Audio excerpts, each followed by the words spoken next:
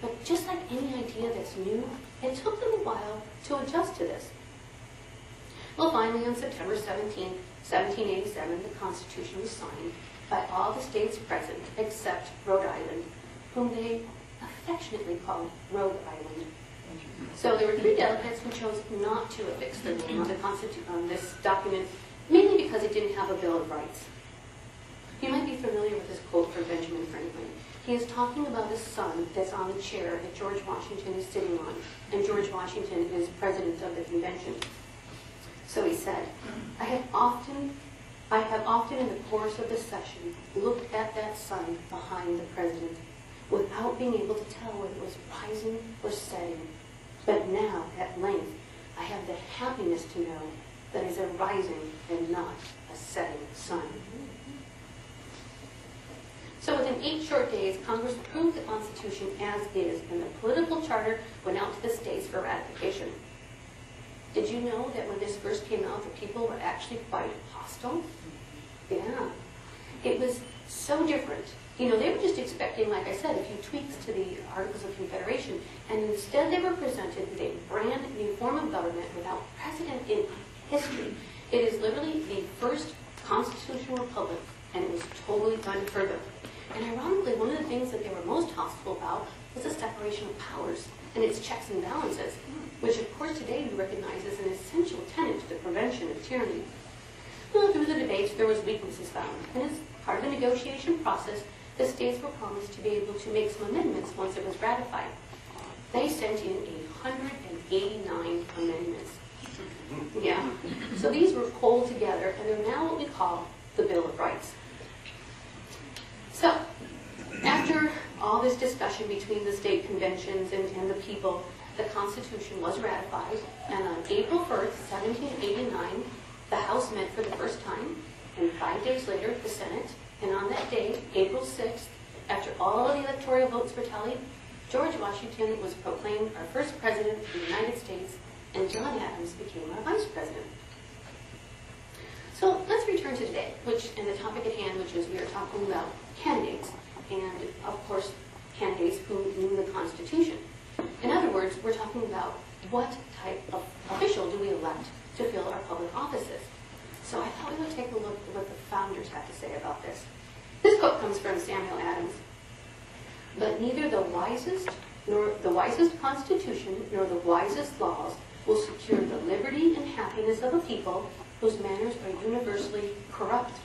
He therefore is the truest friend of liberty of his country who tries to promote his virtue, and who so far as his power and influence extend will not suffer a man to be chosen into any office of power or trust who is not a wise and virtuous man. So what do you guys think? That we've been choosing wise and virtuous men for our leaders? All right, so we know one of the requirements was to be a wise and virtuous man. What else? What type of background were they looking at? They felt that leaders of our country should be the cream of the crop.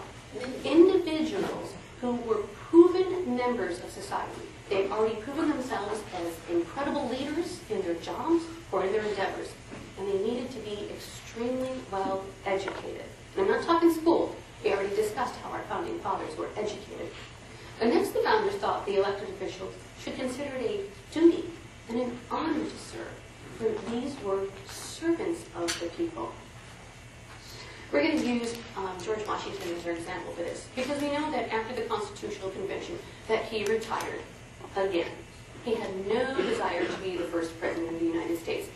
His personal estates were in shambles. You know, he'd been away fighting that war for a long time. He wanted to go home and be a farmer.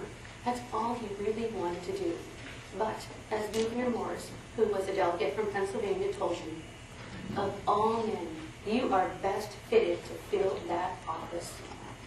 Your cool, steady temper is indispensably necessary to give firm and manly tone to the new government. Now, of course, we know George Washington acquiesced. But in making the decision, he did admit, this would be the greatest sacrifice of my personal feelings and wishes that I have ever been called upon to do. But he did it. He did his duty for his country. Again. So, another issue was pay. Who did the founding fathers think about the salary of an elected official? This quote comes from Benjamin Franklin. He's in Europe at that time, and he's making a statement to a friend there. In America, he says, salaries are, where dispensable, are extremely low. But much of public business is done gratis. The honor of serving the public ably and faithfully is deemed sufficient. Public spirit really exists there and has great effects. So, leaders were to hold posts of honor and whenever possible for low pay or no pay posts. And we're going to pick on George Washington again, because we know that he did not take a salary either as commander-in-chief during the war or as president. And this was not because he was a wealthy man. He literally had to borrow money just to attend his own inauguration. So Franklin had to say, when you combine elected office of power and high salary. There are two passions which have a powerful influence on the affairs of men. These are ambition and avarice, the love of power and the love of money.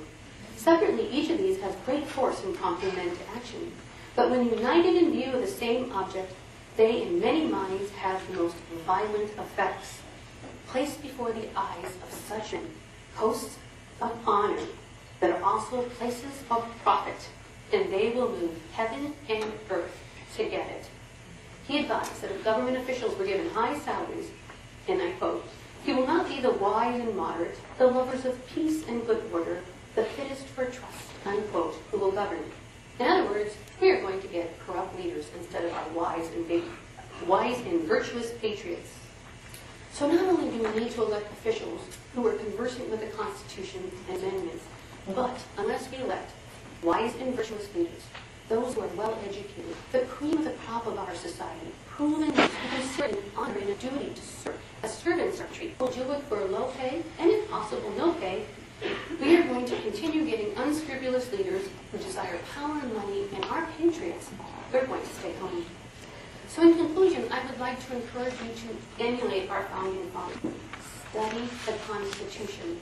If you know the Constitution, then you can know who to elect, based on, of course, all these other requirements also. And it's not enough just to read the Constitution, because if that's all you do, you will most assuredly misunderstand it. Simply for all the cultural changes, the word changes between how we spoke then and how we speak today. You know, there's lots of books, there's DVDs, there's seminars, there's a myriad of different ways to learn the Constitution. And if you're curious, I've got a bunch of examples in the back there that you can take a look at. So after we've learned the Constitution and we've elected worthy leaders to office, we will be able to join George Washington right after, 3 years after the Constitution was ratified. He was positively amazed at the transformation of our country. In that 3 short years, we went from near anarchy to prosperity. And hopefully we will be able to join him in saying, the United States enjoys a sense of prosperity and tranquility under the new government that hardly could have been hoped for under the old. Tranquility reigns among the people. They begin to feel its equal laws and equal protection. Our public credit stands on that high ground which 3 years ago it would have been considered a species of madness to have foretold. Thank you.